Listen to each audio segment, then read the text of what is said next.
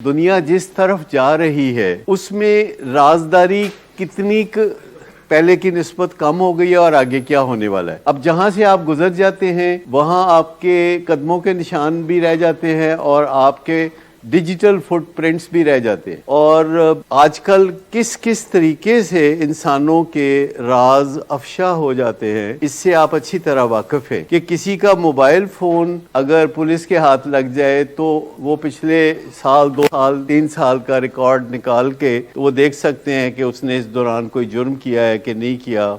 कुछ शौक से पब्लिक की जाती है, लोग फेसबुक पे अप करते हैं कि वो फलां रेस्टोरेंट में गए हैं या फलां जगह खाना पीना खाया है। कुछ चीज़ें उनकी मर्जी के बगैर ही होती रहती हैं। लोग जहाँ जहाँ से गुजर जाते हैं वहाँ वहाँ का रिकॉर्ड बन जाता है, जियो फेंसिंग जिसे कहते हैं। तो मुझे ये बताइए कि आने वाले सालों में अगर आप राजदारी के कायल रहे तो फिर आपका क्या बनेगा?